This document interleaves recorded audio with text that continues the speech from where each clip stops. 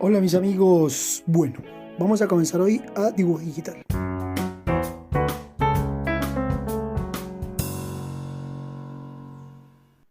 Entrando en materia, el dibujo que vamos a hacer es exactamente el mismo dibujo que hicimos a pluma estilográfica hace poco. Yo subí al canal, como lo hacía, subí a este canal de YouTube, como hacíamos ese dibujo.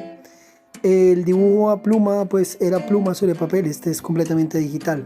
Comenzamos haciendo el esqueleto siempre del dibujo. Vamos a hacer, digámoslo así, para hacerlo más fácil, para no cometer equivocaciones. Comenzamos simplemente haciendo el esbozo. Miramos cómo va a quedar en el papel, si es muy grande o muy pequeño lo que estoy haciendo. Lo voy haciendo con un color que resalte del fondo. A veces se usa negro, es mejor usar un azul, un rojito, ¿sí? Otro color, un naranja, un color que tú puedas ver. Normalmente yo no uso lienzos digitales de color blanco.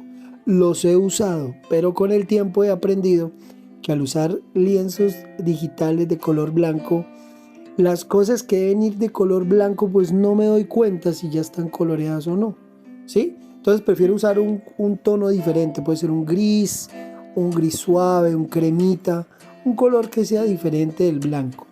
Aparte de eso, también lo hago por una cosa que me parece importante decirlo acá. Y es que cuando tú tienes un lienzo completamente en blanco, el resto de colores se ven más brillantes, más iluminados, ¿sí?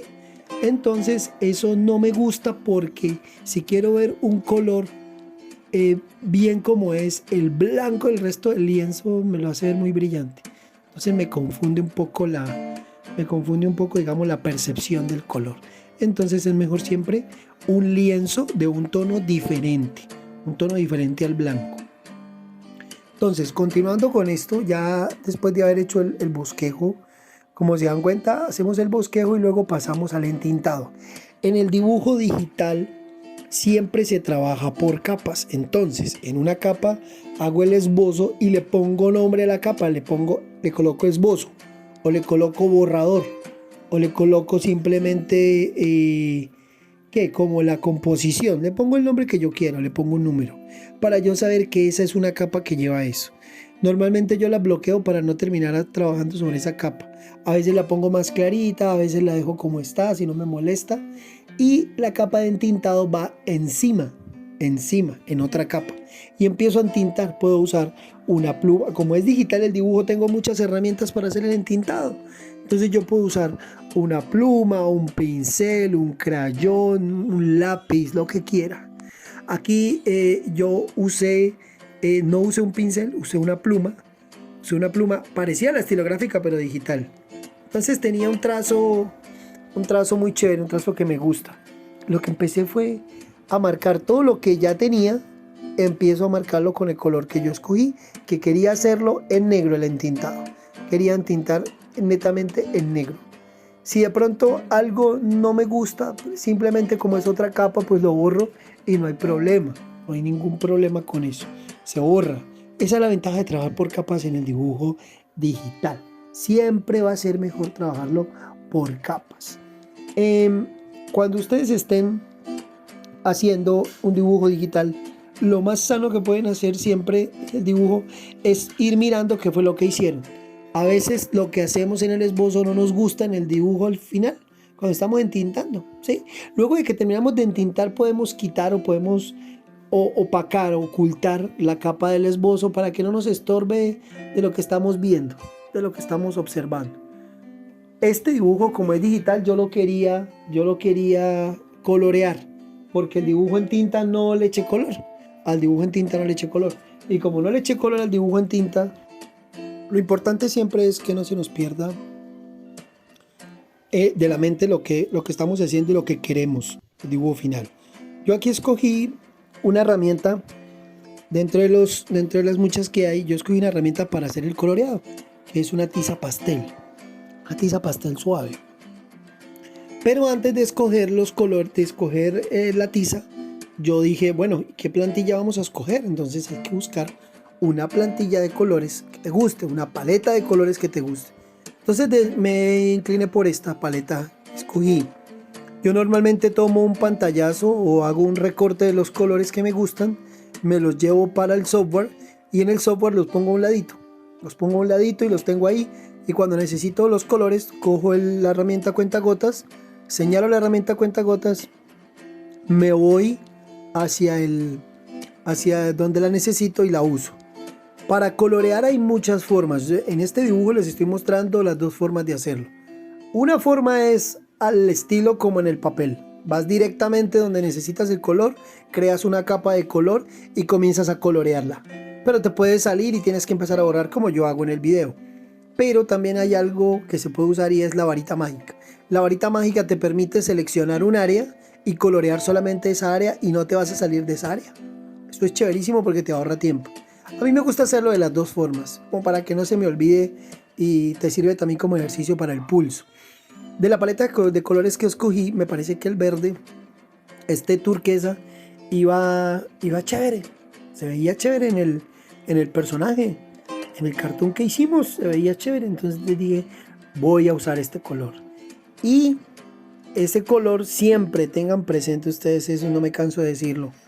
Tengan presente que los colores, escoges un color plano para llenar algo, pero cuando le quieres dar sombra, el mismo tono, un poco más oscuro, o para las luces, el mismo tono más brillante, más hacia el blanco, ¿sí?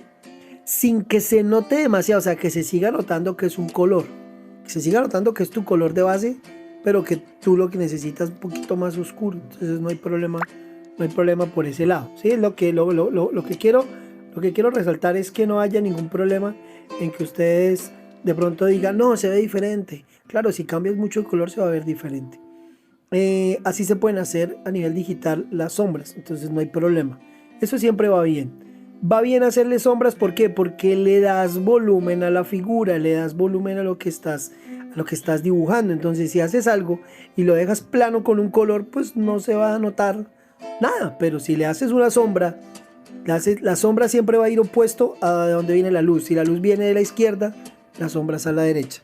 Si la luz viene de la derecha, la sombra va a la izquierda. Si la luz viene de arriba a la izquierda, la sombra va a ir abajo a la derecha. Siempre es opuesta. Puedes jugar con eso y puedes hacer ejercicios para ir practicando, ejercicios con lápiz, ejercicios donde no tienes ningún tipo de problemas. No va a haber ningún tipo de problema. Entonces es fácil de solucionar. Cuando quieras seleccionar un color, lo que tienes que hacer es pensar el color cómo va a afectar o cómo va a hacer ver a tu personaje. Tú puedes querer que el personaje se vea de cierta manera, ¿no? Entonces tú dices, oye, me gusta el color rojo, pero ¿con qué lo combino? Entonces ya tú miras cómo va el color rojo, cómo lo puedes combinar. Siempre que escojas una paleta de colores para lo que estás dibujando, debes pensar que hay un color que debe ser dominante. El color dominante es el que va a ir en la mayor parte de la composición, o es el color que más se ve en la composición. En este caso, como el overall es lo más grande que tiene el personaje, pues el overall es el color principal, es el del overall, ¿sí? ¿Listo? Y ya luego juegas con los otros colores, empiezas a aplicar, como son partes más pequeñas. Tú dices, oye, voy a echar esto aquí, el gancho va a ir azul, los zapatos los voy a hacer del mismo color del gancho, la columna o la parte central la voy a hacer verde porque es otro color que estaba escogido. Entonces, eso te permite a ti afianzarle como algo, porque tú puedes decir, oye, ven, el color verde, ¿qué significa? Entonces, el color verde tiene un significado, entonces puede significar de pronto serenidad, paz para tu personaje. Es una persona muy sabia, es una persona tranquila, es una persona esperanzadora, o es un personaje esperanzador, que no estamos hablando de personas, sino de caricaturas, de dibujos, y es un personaje que estás creando. Entonces empiezas a mirar, sigues jugando, no se te vayan a olvidar las sombras, nunca se te olviden las sombras. Siempre deben haber partes oscuras, partes claras en los colores planos, siempre. Haces un dibujo, le echas el color, luego bueno, voy a hacer la sombra. ¿Dónde va la sombra? Va aquí, listo, vamos a hacer la sombra. Vamos a hacer las luces, aplicamos cómo vamos a hacer las luces. Podemos escoger, normalmente uno escoge la misma herramienta para todo, para que no se vaya a ver todo matachinado, ¿no? O sea, digamos, coloreas con tizas pastel, luego coges el pincel y haces las líneas con pincel, luego haces esto y lo haces con un marcador, luego haces con un plumón. No, usa la misma herramienta, trata de usar la misma herramienta para que se vea de todos modos algo armónico. Por más de que tú intentes hacerlo disparatado o creativo, el dibujo se te va a ver armónico porque usas las mismas herramientas, los mismos colores, tratas de darle como un sentido, ¿cierto? De contar como una historia, que tu personaje cuente como una historia. Lo que hice ya para digamos, ya para la parte final, lo que siempre hago es hacerle un fondo. El fondo puede ir doble fondo, un fondo bien atrás, un fondo más atrás del personaje. La firma no puede faltar siempre en un color que haga contraste con los otros. Para el azul, pues usé el naranja, ¿sí? Que es más o menos es lo que fue como hice la firma. Hay detallitos de último minuto o de último momento que empiezas a arreglar, ¿no?